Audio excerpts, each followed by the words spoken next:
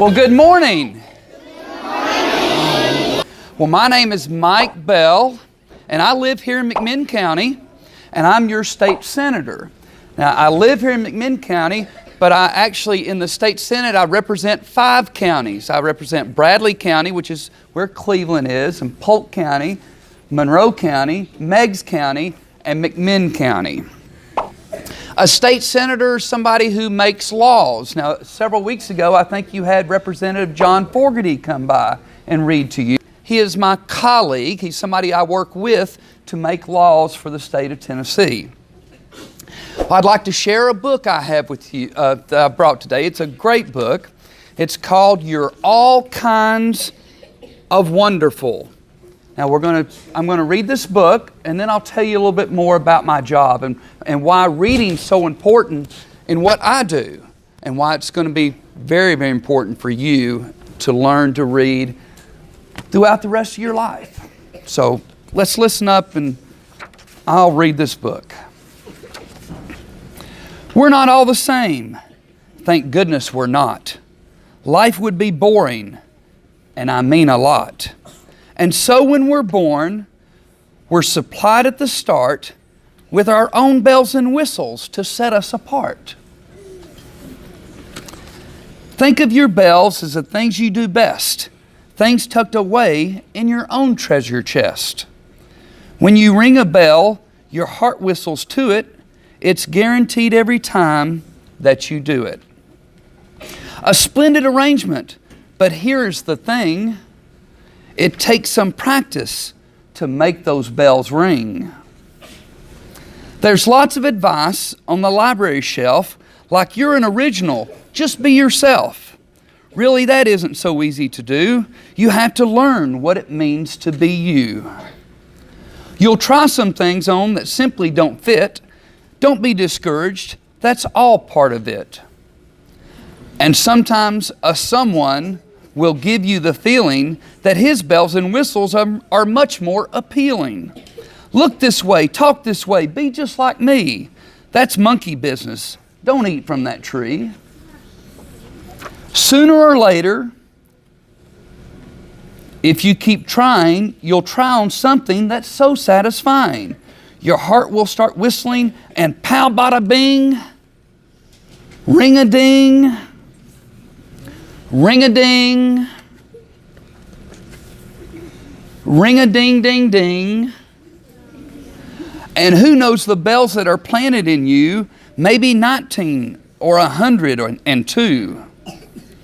Before you were born, you were fitted and packed with all kinds of wonderful, and that is a fact. Put your hands on your hips and make them both swing. What did I tell you? You'll make a bell ring. Keep putting one foot in front of the other. There is no telling the bells you'll uncover. And you can guess what they add up to. An amazing, astonishing story of you. One morning you'll wake up to find you're all grown, and the bells that you've rung and the whistles you've blown will say to the world that a story you've told was clear and brave and daring and bold. And I'll be prouder than words can tell of every chapter of every bell. Now, kids, let me tell you something. You heard toward the end of that book, I started to crack up. I'm about to tear up a little bit.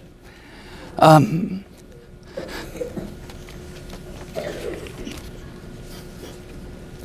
the front of this book, you'll see a picture of a little girl who's born with special needs. She was born with Down syndrome. You probably have some of your fellow classmates here that were born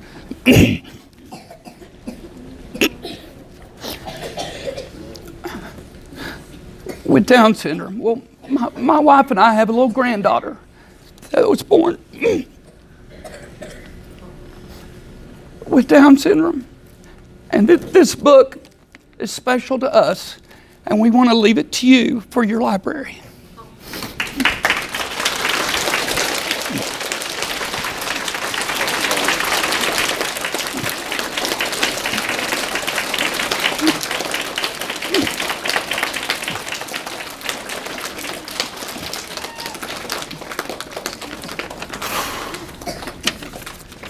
Well, being a good reader is very important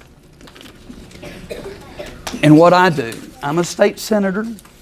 I have to learn to read about all kinds of different subjects and all kinds of different issues. I go to Nashville and we sit down and we meet in groups, kind of like a classroom. We call it a committee, and we talk about issues. We might talk about a new law concerning school buses. You know, right now, how many of you ride a school bus to school?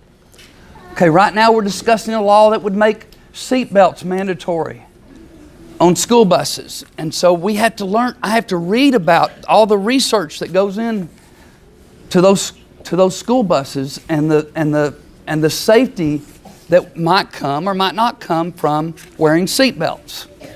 And so reading is very, very important in what I do when I have to research those subjects. Part of what I enjoy about my job is learning about so many different subjects, from school bus safety to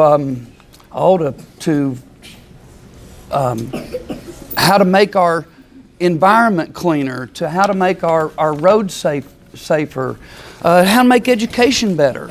Those are all the different subjects among many others that we have to learn and read about every day while we're in Nashville. In fact, I'll be going to Nashville this afternoon, and the next couple of days I'll be meeting in small groups called committees, like your classrooms, and learning more and discussing issues ranging from growing soybeans and the type of pesticides that we use to keep bugs from eating the soybeans, to we've got another group coming in to talk to us about college education. Now you're just in the pre-K, kindergarten, first and second grade, but then we also discuss education for those who are going to college, where you may go one day when you learn to read even better and better.